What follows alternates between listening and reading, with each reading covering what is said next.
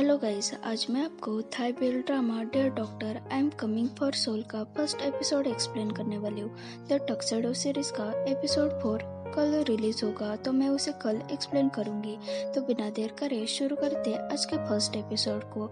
ये कहानी एक ग्रिम रिपर और डॉक्टर की है। डॉक्टर को सिर्फ यही ग्रिम रिपर दिखता है, कैसे वो हमें आगे पता चलेगा। स्टार्टिंग में हमें दिखाया जाता है एक औरत जा रही होती है, तभी पीछे से एक चोर आकर उसका पर्स लेकर भागने लगता है। तभी हमें हमारे इस सीरीज के फर्स्ट मेन लीड को दिखाया जाता है, जिसका नाम तोफी है और वो एक ग्रिम रिपर है।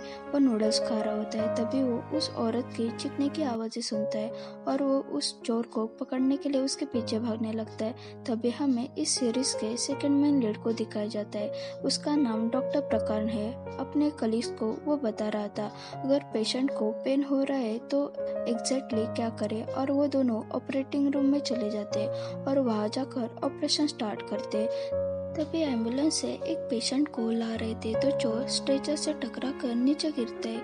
उसे लगता है फिर उसे पकड़ेगा, पर पेशेंट को देखकर वो उस चोर के ऊपर से जंप मारकर हॉस्पिटल के डोर के पास खड़ा होता है और वो एक सिंपल इंसान से कन्वर्ट होकर ग्रिम रिपर बन जाता है। तभी वो एक सोल को देखता है जो वहाँ से कहीं जा रही थी, तो वो उसके पीछे उसे पकड़ने के लिए चला जाता है, पर वो सोल अचानक से गायब हो जाती है। तो फिर उसे ढूंढते हुए ऑपरेशन रूम के बाहर आ जाता है। डॉक्टर प्रकरण बाकी डॉक्टर्स को कह रहे थे कि हमें जल्दी से ऑपरेशन करना पड़ेगा। तभी अचानक से उस पेशेंट का बीपी लो होने लगता है, तो डॉक्टर प्रकरण इधर उधर देखने लगता है। तभी वो सामने देखता है तो वह भी खड़ा था। वो उसे कहता है मैं यहाँ लेने आया हूँ। तभी डॉक्टर प्रकरण घबरा कर कहता है नहीं। तो बाकी सब उसे देखने लगते हैं। एक डॉक्टर उसे पूछता है डॉक्टर आपने अभी क्या कहा। तो डॉक्टर प्रकरण उस बात को संभालने के लिए कहता है मैं ये कहना चाहता हूँ कि मैं इस पेशेंट को कुछ नहीं होने दूंगा, तो मैं देखता हूँ एग्जैक्टली क्या हुआ है। बाद में भी मिसिंग सोल को ढूंढ रहा होता है और खुद से ही कहता है यहाँ तो इतनी सारी सोल्स है, इसमें से मैं उस सोल को कैसे ढूंढूंगा। तभी वह दूसरा ग्रिम रिपर आता है और उसे कहता है तुम शांत हो जाओ, मुझे पता है तुम उस सोल को ढूंढ ही लोगे। तो भी कहता है आप इस बात के लिए टेंस नहीं हो क्या। तो वो ग्रिम रिपर कहता है यहाँ इतने भी प्लेसेस नहीं है जहाँ मौत ज्यादा होती हो। तो भी उसे कहता है तो फिर ज्यादा मौत कहाँ होती है। तो ग्रिम रिपर कहता है जहाँ उन्हें मरना अच्छा लगता हो वही। तो भी कहता है अगर तुम्हें मुझसे ऐसी बातें करनी है तो तुमसे पूछना ही बेकार है। तो वो ग्रिम रिपर कहता है मुझे दूसरी जगह कुछ काम है, तो तुम इस मिसिंग सोल को ढूंढो, और वो वहाँ से गायब हो जाता है। डॉक्टर प्रकरण ऑपरेशन रूम से कैंटीन में आकर फ्रिज से बोतल निकालकर वहाँ बैठने ही वाला था। तभी वहाँ भी आता है और उसे कहता है मुझे तुमसे एक फेवर चाहिए। तो डॉक्टर प्रकरण कहता है मैं एक डॉक्टर हूँ, तो मैं तुम्हारे जैसे ग्रिम रिपर की कैसे हेल्प कर सकता हूँ। तुम्हें क्या लगता है मैं पेशेंट को मार दूँ? तुम्हें कोई आइडिया है? ये मेरे इथिक्स के खिलाफ है, ये इलीगल है। तो भी कहता है ग्रिम रिपर मर्डरर नहीं होते। तो डॉक्टर प्रकरण कहता है पर उसमें क्या डिफरेंस है, और मुझे नहीं पता तुम्हें इतने सोल्स की क्यों जरूरत है। क्या तुम पॉइंट्स कलेक्ट कर रहे हो क्या? मैं तुम्हारी हेल्प नहीं करूँगा, तो यहाँ से जा सकते हो। और मिल्क टी पीने लगता है। तो फिर उसकी वो मिल्क टी बोतल को उसके मुंह के पास लेकर जाता है और कहता है तुम बहुत ज़्यादा टॉक्टिव हो और मैं कोई पॉइंट कलेक्ट नहीं कर रहा हूँ, मैं बस उस मिसिंग सोल को ढूंढ रहा हूँ। तो डॉक्टर प्रकरण कहता है मैं अच्छा हूँ। तो फिर कहता है क्या? तो डॉक्टर प्रकरण कहता है मैं एक अच्छा डॉक्टर हूँ, इसलिए तुम मेरे पेशेंट की सोल नहीं लेकर जा सकते हो, तो तुम अभी यहाँ से जा सकते हो। तो फिर कहता है एक्चुअली मैं तुम्हारे पेशेंट की सोल लेने के लिए नहीं आया हूँ, और उसे उस मिसिंग सोल की पिक दिखाता है। और उस पिक को देखकर डॉक्टर प्रकरण अपसेट हो जाता है और उस पिक को देखकर कुछ याद करने लगता है। वो आदमी अपने बेटी की बहुत केयर कर रहा होता है और उसके साथ हर समय रहकर उसे खुश रखता था। ये सब एक नर्स रूम के बाहर से देख रही थी, उसका नाम नच है। तभी वह डॉक्टर प्रकाश आता है और उसे सोडा देता है, और वो उस लड़की को देखकर कहता है उसकी सर्जरी बहुत जल्दी होने वाली है क्या। तो नच कहते हैं एक्चुअली आप लोग अपने ऑर्गन्स को डोनेट नहीं करना चाहते, इसके वजह से उस लड़की को किडनी नहीं मिली है जो उसे मैच हो सके। उसके डैड मुझे हर रोज पूछते हैं, पर मुझे समझ नहीं आता मैं एग्जैक्टली उन्हें क्या कहूँ। तो डॉक्टर प्रकाश कहता है तुम टेंशन मत ले लो, उसके डैड ट्राई कर रहे कि वो एक बेस्ट फादर बने। तो नच कहती है होप हमें एक अच्छी न्यूज़ मिले। तो डॉक्टर प्रकाश कहता है वो कितने अच्छे हैं ना। तो नच कहते हैं क्या हमें एक किडनी मिलना इतना कठिन है क्या। फ्लैशबैक खत्म होता है। तो फिर कहते हैं तुम इस इंसान को जानते हो क्या। तो डॉक्टर प्रकाश कहता है एग्जैक्टली नहीं, पर मैंने उन्हें देखा है। तो फिर कहते हैं उनकी रूम किधर है। तो डॉक्टर प्रकाश कहता है वो पेशेंट नहीं है, वो अपने बेटी को यहाँ मिलने के लिए आते हैं, पर वो मर गए हैं क्या। तो भी कुछ नहीं कहता है। तभी डॉक्टर प्रकाश को कॉल आता है, बहुत सारे इमरजेंसी केस आए होते हैं। तो डॉक्टर प्रकाश वहाँ से जल्दी से जाने लगता है और फिर को कहता है यहाँ कोई नहीं मरेगा, तो तुम यहाँ से जा सकते हो। और वो वहाँ से चला जाता है। जब डॉक्टर प्रकाश पेशेंट को देखने के लिए जाता है, वहाँ वही इंसान बुरी हालत में होता है। उसे देखकर डॉक्टर प्रकाश शॉक होता है। बाद में एक डॉक्टर उस लड़की का चेकअप कर रही होती है और चेकअप करने के बाद वहाँ से चली जाते हैं। तभी उस लड़की के डैड की सोल वहाँ आ जाती है। वो अपने बेटी को दुखी होकर देख रहा होता है।